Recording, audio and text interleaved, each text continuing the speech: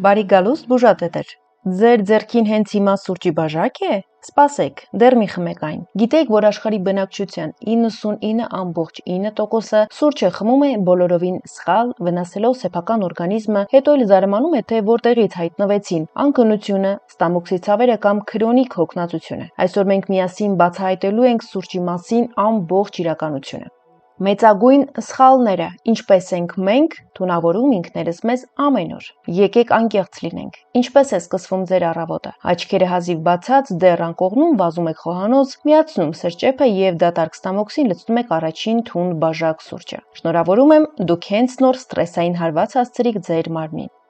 Սուրճ արթնանալուց անմիջապես հետո, սխալ համար առաջին։ Երբ մենք արթնանում ենք, մեր օրգանիզմը ինքնուրույն արտադրում է կորտիզոլ հորմոնը։ Սա սթրեսի եւ էներգիայի հորմոնն է։ Հենց այս հորմոնն է մեզ օգնում բնական ճանապարհով ուշքի գալ, սթափվել առավոտյան։ Եթե այդ պահին դուք խմում եք կոֆեինի առաջին ճապաբաժինը, մարմինը հասկանում է. ահա, ինձ դրսից էներգիա տվեցին, ուրեմն իմ սեփական հորմոնը էլ պետք չի արտադրել։ Արդյունքում դուք դառնում եք կոֆեինային ստրուկ։ Առանց սուրճի այլևս դուք չեք կարողանում աչք բացել, եւ այս ռիտուալը դառնում է սովորություն եւ ձգվում տարիներով։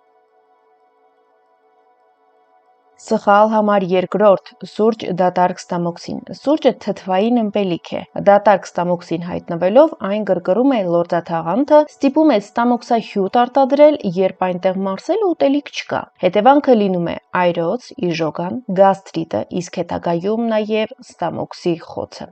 Սխալ համար երրորդ՝ ջրի պակասը։ Կոֆեինը ունի շատ ուժեղ միզամուղ ազդեցություն։ Մեկ բաժակ սուրճը մարմնից դուրս է բերում կրկնակի շատ հեղուկ։ Եթե դրանից հետո դուք ջուր չեք խմում, ձեր բջիջները պարզապես չորանում են, ինչից էլ առաջանում է գլխացավ, թուլություն։ Սուրճի իրական վնասակարությունը։ Երբ է իրականում սուրճը դառնում թույն։ Սուրճը ինքնին մեղավոր չէ, մեղավոր է մեր անգիտությունը։ Ահա թե ինչ է կատարվում, երբ մենք անցնում ենք թույլատրելի սահմանը։ Նյարդային համակարգի մաշվածություն։ Կոֆեինը իրականում մեզ էներգիա չի տալիս։ Այո, երբ մենք սուրճ ենք խմում, թարմանում ենք, թվում է, թե էներգիա ենք ստացել։ Բայց իրականությունը լիովին այլ է։ Կոֆեինը պարզապես ստիպում է մեր օրգանիզմի պահեստային էներգիային դուրս գալ։ Այն գողանում է մեր օրգանիզմի հեռավոր ռեզերվներում պահված էներգիան, որը մեր օրգանիզմը պահեստավորում է ֆորս-մաժորային դեպքերի համար։ Դա նման է ձիուն մտրակելուն, նա ավելի արագ է վազում, բայց ավելի շուտ է հոգնում։ Եթե դուք անդադար սուրճ խմեք, կհասնեք նյարդային գերհոգնածության եւ տագնապային նոպաների։ Հաջորդը սրտի խնդիրներն են։ Չափից շատ սուրճը բարձրացնում է զարկերակային ճնշումը, ստիպում է մեր սրտին աշխատել արտակարգ ռեժիմով։ Եվ իհարկե գեղեցկության կորուստ։ Քանի որ սուրճը ջրազրկում է մարմինը, առաջինը տուժում է հենց մաշկը։ Մաշկը դառնում է չոր, գունատ, հայտնվում են վաղաժամ կնճիռներ, չորություն, ճաքեր։ Ինչպես ճիշտ խմել սուրճը, որպեսզի ստանաք առավելագույն օգուտ եւ չվնասեք ձեր օրգանիզմը։ Այժմ եկեք սովորենք սուրճը խմել այնպես, ինչպես դա անում են երկարակյացները։ Սրանք պարզ, բայց կենսական կանոններ են։ Եվ այսպես, առաջին բաժակը արթնանալուց միայն 1-2 ժամ անց։ Թույլ տվեք ձեր մարմնին արթնանալ ինքնուրույն։ Սուրճի լավագույն ժամանակը առավոտյան ժամը 10-ից 11:30-ն է, երբ մեր օրգանիզմում կորտիզոլ հորմոնի բնական մակարդակը իջնում է եւ ձեզ իսկապես պետք է թարմություն։ Բայց եթե դուք միշտ առավոտյան սուրճը խմել եք օրինակ ժամը 8-ին, ձեզ բնականաբար շատ դժվար կլինի միանգամից սուրճի ռեժիմը տեղափոխել 10-ին կամ 11-ին։ Փորձեք օր-օրի պարզապես մի փոքր ավելի ուշ խմել սուրճը, հետագայում հասցնելով ցանկալի ժամին։ Հաջորդը՝ սուրճը միայն ուտելուց հետո։ Կերեք թեթև նախաճաշ, ձու, շիլա, ավոկադո, մրգեր, թեկուզ եւ միայն 20-30 րոպե անց վայելեք ձեր սուրճը։ Բայց կա նաև մեկ այլ համադրություն։ Եթե ձեզ իրականում շատ դժվար է առավոտյան նախաճաշ անել, ապա կարող եք ընդամենը սուրճը համատեղել որևէ աղանդերի հետ։ Կարող է լինել միրգ, կարող է լինել չիր, կարող է լինել խուրմա կամ նմանատիպ այլ մթերքներ։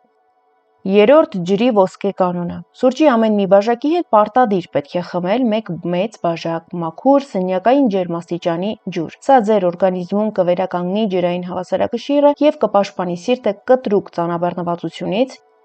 Կանգ առեք ժամը 16:00-ին։ Կոֆեինը մարմնից դուրս է գալիս 6-ից 8 ժամվա ընթացքում։ Եթե դուք երեկոյան սուրճ խմեք, ձեր ուղեղը չի կարողանալու անցնել խորը քնի փուլ, նույնիսկ եթե դուք անմիջապես քնեք։ Արդյունքում դուք առավոտյան արթնանալու եք հոգնած եւ ջարդված, չհասկանալով անգամ թե որն էր պատճառը։ Ընդ որում ժամը 16:00-ն մի փոքր անհատական է։ Կան մարդիկ, ովքեր եթե անգամ կեսօրից հետո 13:00, 14:00 սուրճ են խմում, ապա նրանց մոտ անքնություն է ձևավորվում։ Դուք պետք է հասկանաք ձեր սեփական օրգանիզմի ռեժիմը։ Անցնենք մեր տեսանյութի առավել հետաքրքիր հատվածին։ Սուրճը առանց շաքարի։ Իրական սրճասերների գաղտնիքը։ Եթե դուք ձեր սուրճի մեջ լցնում եք 2 կդալ շաքարավազ, մի քանի կտալ օշարակ, սիրոպ եւ վրան էլ յուղոտ սերուցք եք ավելացնում, ապա դուք սուրճ չեք խմում։ Դուք խմում եք հեղուկ տորտ։ Շաքարով սուրճը իսկապես ռումբ է ենթաստամոքսային գեղձի համար։ Այն առաջացնում է գլյուկոզայի կտրուկ թռիչք։ Եթե դուք 30 րոպեով ձեզ էներգիայով լեցուն եք զգում, իսկ հետո շաքարի մակարդակը գահավիժում է ներքև եւ դուք ավելի հոգնած ու քաղցած եք դառնում, քան սուրճ խմելուց առաջ էր։ Ինչու է պետք անցնել սև անշաքար սուրճին։ Միայն առանց շաքարի դուք կզգաք սուրճի իրական նոտաները՝ շոկոլադե, մրգային, հատապտղային կամ ընկուզային,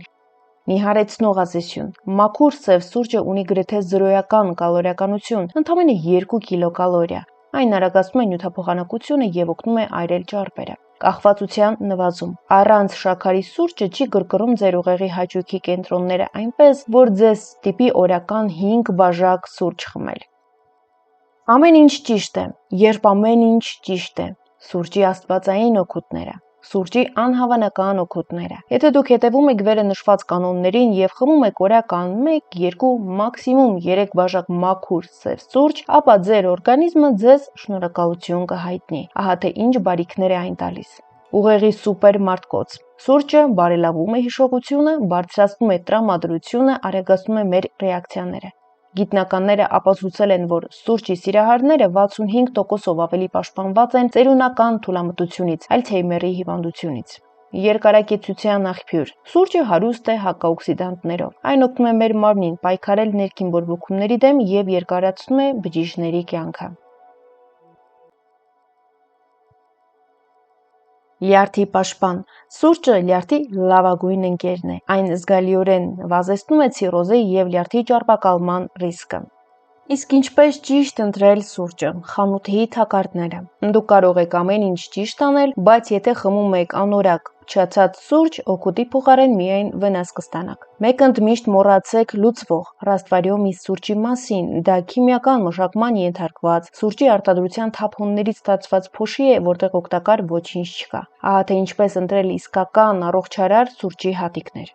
Արաբիկա թե ռոբուստա։ Արաբիկան որակի, նրբության եւ հարուստ համի երաշխիքն է։ Այն պարունակում է ավելի քիչ կոֆեին, բայց շատ օգտակար յուղեր, մի փոքր էլ թթվաշ համի է։ Ռոբուստա։ Սա ավելի մատչելի է, բավականին դառն է եւ ավելի շատ կոֆեին է պարունակում։ Այն հաճախ ավելացնում են խառնուրդների մեջ թունդ դարձնելու համար, բայց առողջության համար լավագույն ընտրությունը արաբիկան է։ Սակայն եթե չեք սիրում արաբիկայի թթուամը, կարող եք պարզապես այս երկու տեսակի սուրճերը խառնել։ Արաբիկայի շնորհիվ դուք կապահովեք սուրճի անուշ բույրը, իսկ ռոբուստան կապահովի թնդությունը։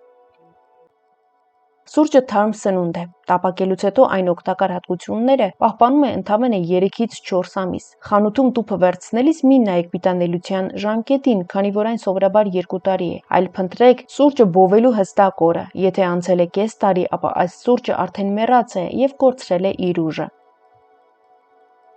Հարգելի հետևորդներ, այս թողարկման համար պատրաստել էինք այսքանը։ Եթե տեսանյութը օգտակար էր, հավանեք այն դնելով լայք։ Մեկնաբանությունների հատվածում գրեք ձեր կարծիքը, նաև նշեք արդյոք սիրում եւ խմում եք սուրճ, օրական քանի բաժակ եք խմում։ Մեկնաբանությունների հատվածում առաջարկեք նոր թեմաներ մեր հաջորդ թողարկումների համար։